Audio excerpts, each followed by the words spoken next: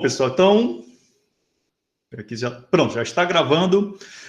Turma, sejam bem-vindos à nossa segunda aula da disciplina de Lógica Matemática, nossa segunda aula síncrona. Eu espero que todos estejam bem, que todos tenham feito a atividade que eu deixei lá no sistema acadêmico. Lembrando sempre que essas atividades, elas irão compor a nota de vocês. Então, é muito importante que vocês não deixem de fazer a atividade dentro do período que eu estabeleci lá. Para essa nossa unidade que nós estamos começando agora, né, que atualmente eu vou começar de fato a disciplina matemática discreta, né, na verdade, para alguns de vocês eu vou recomeçar a disciplina, né? Nós vamos fazer uma revisão de lógica matemática, não uma revisão aprofundada, como foi a disciplina de Lógica Matemática lá no primeiro período, mas eu vou abordar alguns tópicos que já foram abordados no vídeo de pré-aula, né, nos dois vídeos de pré-aula, na verdade, certo? Eu espero que vocês tenham assistido aqueles dois vídeos. Lembrando sempre, os vídeos que eu estou gravando, eles, em geral, né, a maioria deles serão feitos a partir desse livro aqui, certo? Então, esse livro, que é o livro-texto que eu estou adotando na disciplina, então, boa parte daquele material que tem nos vídeos de pré-aulas são feitos a partir desse livro aqui, tá certo? Bem, antes da gente passar para nossas atividades de hoje, eu queria só mostrar para vocês quais serão os nossos objetivos pedagógicos, nossos objetivos de aprendizagem dessa unidade que nós estamos começando agora, tá bom? Lembrando sempre, se alguém tiver alguma dúvida, se manifesta aí no chat, por gentileza, tá bom? Se manifeste no chat para poder atender vocês, tá bom? Então, vamos aqui, eu vou compartilhar aqui uma tela com vocês, que é um PDF do meu plano de aula. Bom, turma, o que nós temos aqui?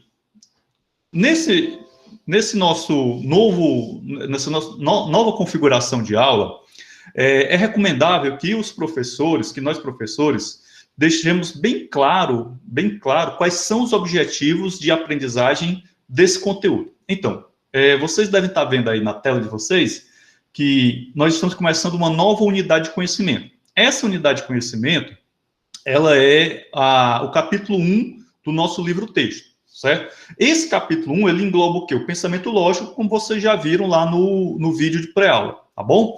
Então, ao final dessa unidade, ao final desse capítulo, os objetivos que eu almejo que vocês atinjam, né, que vocês consigam atingir, são esses daqui, né? Compreender os conceitos de conectivos e proposições. Eu acredito que boa parte de vocês já compreendeu a partir da disciplina Lógica Matemática. Ser capaz de construir tabela verdade é outro objetivo que facilmente vocês vão atingir, que eu acredito que se você não tiver aprendido bem tabela verdade lá em Lógica Matemática, agora você vai compreender com perfeição, compreender e identificar equivalências lógicas, estabelecer diferentes tautologias, aí vem a gente vai começar a entrar num outro ponto, que é o ponto que eu considero mais importante dessa unidade de conhecimento, né? Estabelecer diferenças, conhecer as regras de dedução, desenvolver sequências de prova. Até aí é basicamente, né, uma revisão do que vocês viram em lógica matemática. Compreender conceitos de predicado, estabelecer negação, né, expressar a importância de definições matemáticas. Pronto. Esse ponto aqui, expressar a importância das definições em matemática, empregar sistemas axiomáticos e aplicar métodos de demonstração, como eu já disse uma vez, né, antes da pandemia, num dos nossos momentos presenciais, e eu, se eu não me engano, eu também falei várias vezes no vídeo de pré-aula, esse é o ponto máximo dessa unidade de conhecimento, certo? Então, você precisa sair dessa unidade de conhecimento tendo uma boa compreensão do que são as definições em matemática, de como empregar sistemas axiomáticos e também compreender o que são sistemas axiomáticos e, principalmente, como aplicar métodos de demonstração. Só lembrando, nós vamos trabalhar nessa unidade de conhecimento com demonstração direta, demonstração por contraposição e demonstração por contradição. Esses assuntos de métodos de demonstração são assuntos para nossa próxima aula, né, nosso próximo encontro síncrono. Porém, já tem lá na playlist uma videoaula, uma pré-aula de métodos de demonstração. Então, dever de casa para vocês, né, é assistir a pré-aula de métodos de demonstração, que vai ser o assunto que nós vamos abordar lá na próxima aula de quinta-feira da semana que vem. Beleza? Compreendido essa parte, né, os objetivos que eu espero que vocês atinjam ao final dessa unidade, vamos agora para o nosso próximo momento, né? Assim como foi na nossa primeira web aula, né? Nós fizemos eu fiz com vocês um quiz, né? Vamos agora para o nosso quiz dessa web aula de hoje. Nesse nosso tópico, que vocês viram 2 vídeos de revisão de lógica matemática, né? Então serão 2 quizzes. Um quiz, se eu não me engano, tem 4 questões e um outro quiz também tem 4 ou 5 questões. Peço encarecidamente que quando vocês entrarem no quiz do Kahoot, coloque o nome de vocês para que eu possa depois analisar com cuidado o relatório que o Kahoot gera, né? E já ir pontuando a participação de vocês. Lembrando que esses quizzes, né, faz parte da avaliação de vocês. Eu estou levando em consideração para as avaliações a participação, né? Então, participar do quiz, responder o quiz, conta pontos como participação. Se responder corretamente, melhor ainda. Mas se não responder corretamente, não tem um problema. O importante, né, o primordial, por enquanto, né, é a participação. Né? O importante é participar. Se você responder corretamente, joia. Se não, tudo bem. A gente vê a questão da participação. Gente, pergunto a vocês: alguma dúvida com relação aos objetivos de aprendizagem dessa unidade de conhecimento? Sim ou não? Se manifestem aí. Dou-lhe 1, dou-lhe 2, dou-lhe 3. Beleza, né? Então, vou encerrar aqui a nossa apresentação e vamos para o nosso primeiro quiz. Preparando aqui. Gente, lembrando que o quiz, né, é lá no Kahoot. Beleza? Eu vou já compartilhar aqui a tela com vocês. Atenção, vamos lá.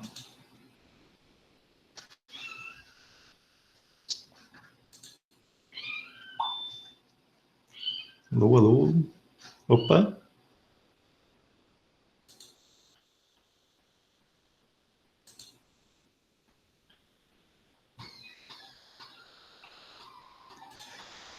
Turminha, vamos lá.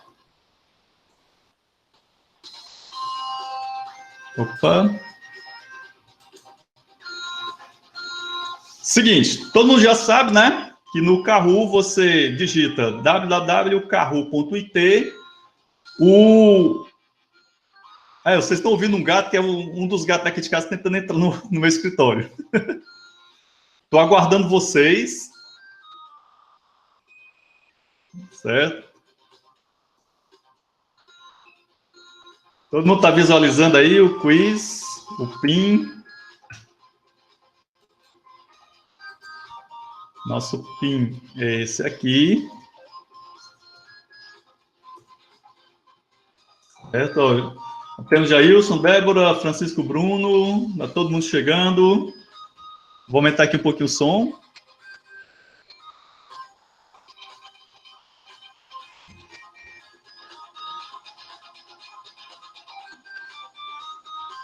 Tá faltando gente aí.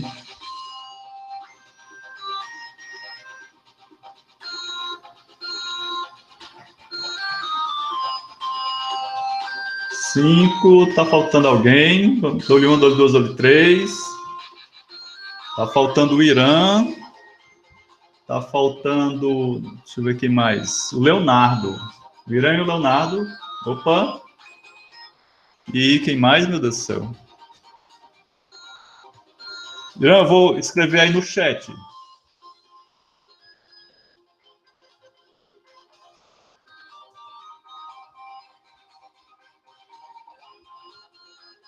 Irã, você entra, aí coloca teu nome, né, escreve esse PIN e aí coloca teu nome.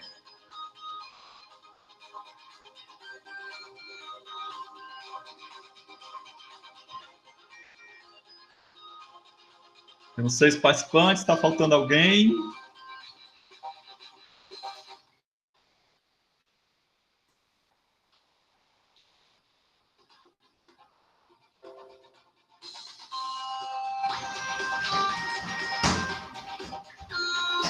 Beleza? Deixa eu ver aqui quem que tá faltando. Leonardo, tá ok. Irã tá, ainda não. Débora, João Pedro, Francisco Bruno, Jailson, Leonardo. Acho que tá faltando só o Irã. Opa, pronto. Diminui aqui um pouquinho o volume. Gente, vamos lá. O assunto desse quiz é o primeiro vídeo da revisão de lógica matemática. Vamos ver como é que vocês se saem.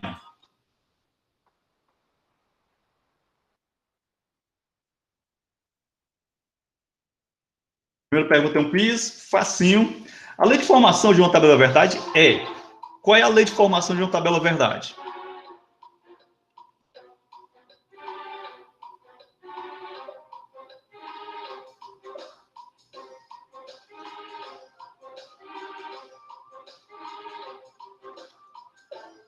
Olha, o tempo está acabando e tem poucas respostas.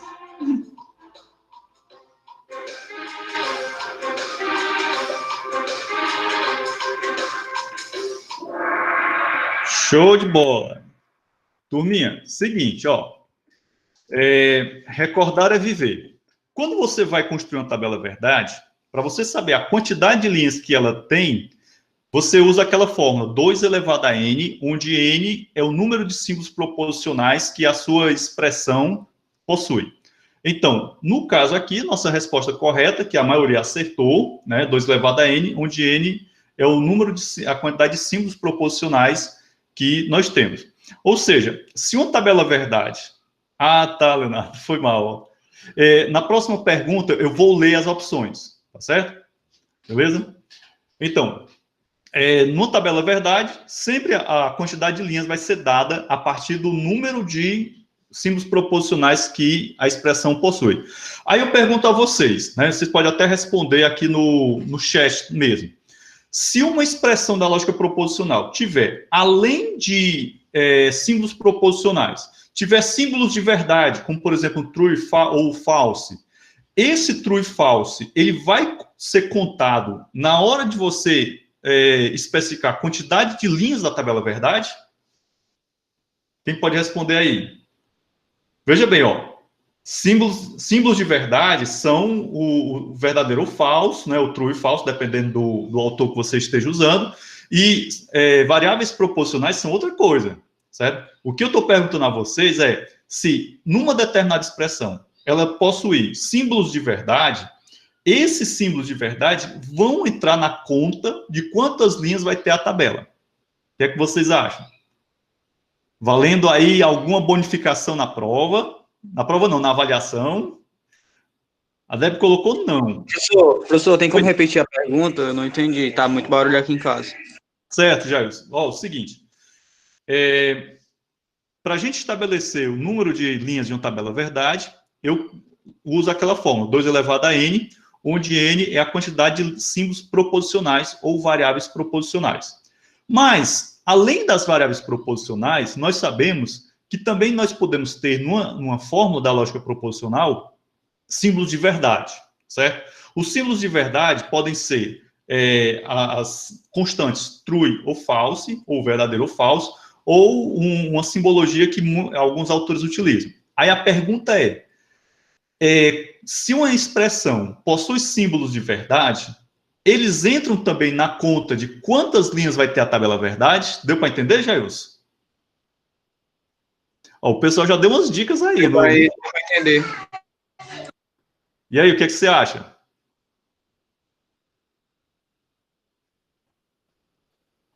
Jailson? Oba. Acredito que não. Certo, muito bem, ó. Pelo que eu estou vendo aqui, todo mundo acertou. Então, realmente, tudo correto.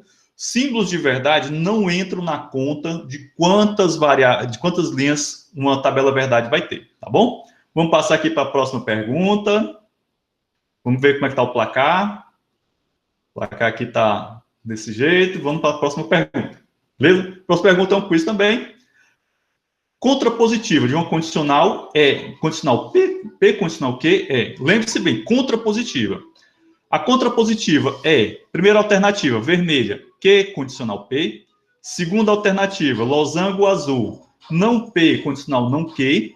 Terceira alternativa, círculo amarelo, não Q condicional não P. E última alternativa, quadrado verde, não P disjunção Q. Qual dessas alternativas é a contrapositiva do condicional? Show! Empate, né? Estou vendo que algumas pessoas confundiram aqui a resposta, né? A resposta da contrapositiva é essa daqui, ó. Não Q, condicional, não P. Beleza?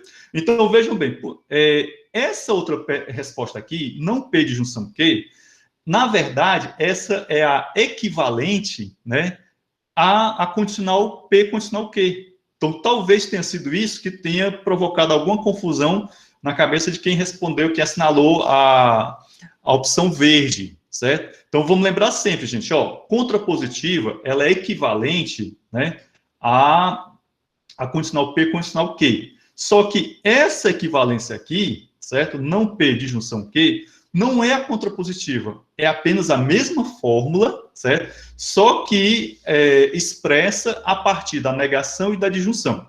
Vamos só recordar um detalhe interessantíssimo e muito importante que vocês não devem esquecer jamais das aulas de lógica matemática. Existe um conceito de conjunto de conectivos completo, né? O que é que esse conceito diz? Que a partir de determinados conectivos eu posso representar todos os demais. Então, os conectivos da disjunção e da negação, eles formam um conjunto de conectivos completo. Os conectivos da conjunção e da negação também formam um conjunto de conectivos completo, tá certo? Ou seja, bastaria eu ter somente esses dois conectivos para representar qualquer fórmula que, porventura, utilizasse aqueles demais conectivos que fazem parte do alfabeto da lógica proposicional. Beleza? Alguma dúvida? Gente, se tiver alguma dúvida, abre o microfone ou se manifesta aí no chat. Vou passar aqui. Ver aqui, houve mudanças, né? Aqui as coisas mudando, parabéns. Vamos à nossa pergunta seguinte. Faltam só mais duas perguntas para a gente passar para o próximo quiz. Pergunta é, são regras de equivalência, exceto a dupla negação, primeira alternativa, que é o triângulo vermelho, a associatividade, o losango azul, a simplificação, o círculo amarelo, ou a implicação, o quadrado verde. Então, lembre-se bem, regra de equivalência é uma coisa e regra de substituição é totalmente diferente. Vocês viram isso no vídeo 1, viu? Bom, e também viram lá em lógica matemática. Aí, gente, vocês estão precisando dar uma revisada nesse vídeo, certo? Principalmente essa parte de regra de equivalência. Pelo que eu estou vendo aqui do resultado do quiz, né, está muito equilibrado, né, mas mais gente errou do que acertou. Então, aqueles que marcaram as opções incorretas, recomendo que dê uma estudada melhor no vídeo, né, dê uma olhada nas anotações do semestre passado. Então, vamos lá. Quando eu falo de regra de equivalência, eu estou falando daquelas situações em que eu tenho duas fórmulas que o valor de verdade de ambas é igual. Ou seja, se eu fizer a tabela verdade de uma fórmula psi e uma tabela verdade de uma fórmula φ, se eu obtiver no conectivo principal os mesmos valores de verdade, significa o quê? Que aquelas duas expressões, que aquelas duas fórmulas são equivalentes. Lembre-se também que a equivalência é uma via de mão dupla. Então, se eu digo que psi é equivalente a φ, também vale eu dizer que φ é equivalente a psi, tá certo? Cuidado para não confundir equivalência com implicação, tá bom? Até aí, alguma dúvida? Bom, o Leonardo está se manifestando aqui, pensei que fosse tudo menos simplificação. Ah, pronto. Leonardo, aqui é uma típica pergunta casca de banana. Então, são regras de equivalência, exceto... Então, dupla negação é regra de equivalência, associatividade é regra de equivalência, implicação também. A simplificação, ela é regra de inferência, certo? Então, um outro detalhe a respeito das regras de equivalência. As regras de equivalência, elas são reversíveis. Ou seja, se eu estou desenvolvendo uma demonstração e eu utilizo regras de equivalência, eu posso dar um Ctrl+Z, vamos dizer assim, eu posso reverter a utilização de uma determinada regra em um determinado passo, tá certo? Já as regras de inferência, elas não são reversíveis, tá bom? Isso é até um ponto que tá dito lá no livro-texto de vocês, né? Que é o livro-texto da nossa disciplina. Bem, vamos ver se houve alguma mudança aqui no nosso ranking. Olha aí, a Débora está crescendo bastante, né? Parabéns, certo? Mas tá bacana aqui a competição. Vamos para a nossa penúltima pergunta. Perguntinha true e false. Um predicado é uma frase declarativa cujos valores V ou F dependem de uma ou mais variáveis. Então, eu estou afirmando, essa frase aí ela é uma afirmação. Então, eu preciso dizer se ela é verdadeira ou se ela é falsa. Isso se refere a quê? À lógica de predicados. Então, na lógica de predicados, uma frase declarativa cujos valores V ou F, aliás, um predicado, né, ele está basicamente definindo o que é um predicado. Show de bola! Todo mundo acertou. Parabéns, fiquei feliz. Certo? Então, gente, como todo mundo acertou, acho que não carece de mais delongas, mais explicações, né? Vamos aqui para a próxima, para a última. João Pedro tem aqui um foguinho. O que é que significa esse foguinho? Né? Olha aí, rapaz. Muito bem, certo? Palmas aí para o João Pedro no chat, certo? Ele ganhou um fogo. Então, vamos lá para a última pergunta, que é um quiz também.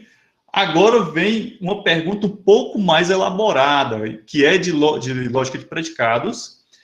E nós temos aqui o domínio inteiros, e temos esse predicado G, X, Y.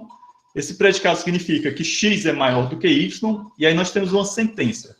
Para todo Y existe um X, tal que X é maior do que Y. O que é que isso significa? Né?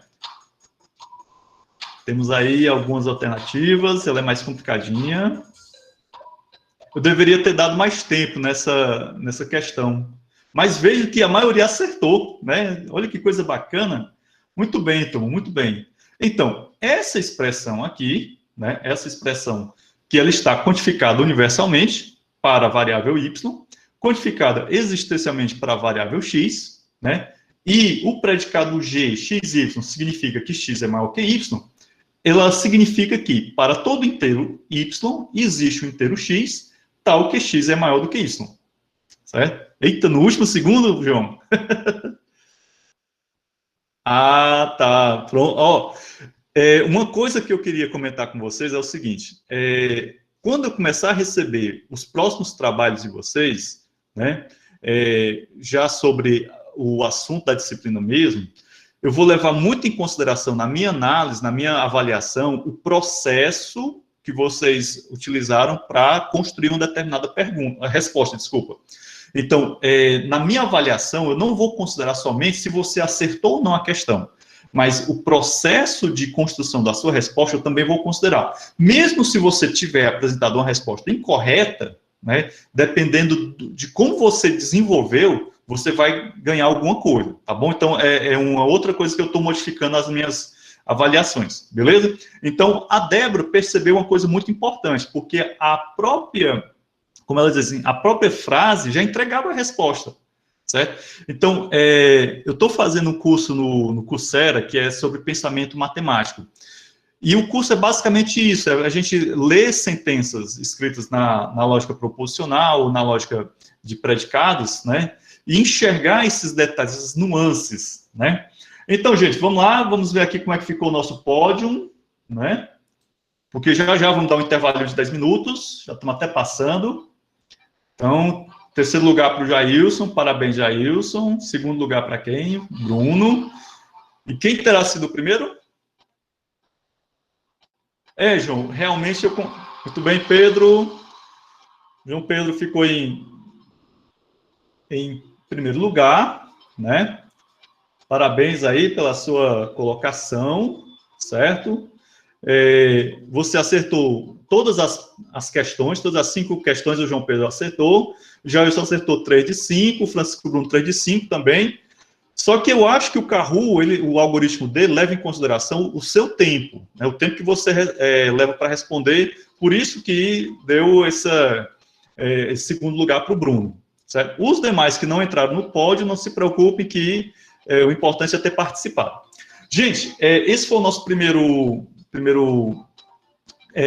quiz da manhã. Eu queria agora dar um intervalinho para vocês. O nosso intervalo, a previsão era a gente começar o intervalo 10h25, né? Já extrapolamos aqui um pouco, beleza? O que é que eu queria combinar com vocês? Deixa eu fechar isso aqui. Peraí, que essa musiquinha...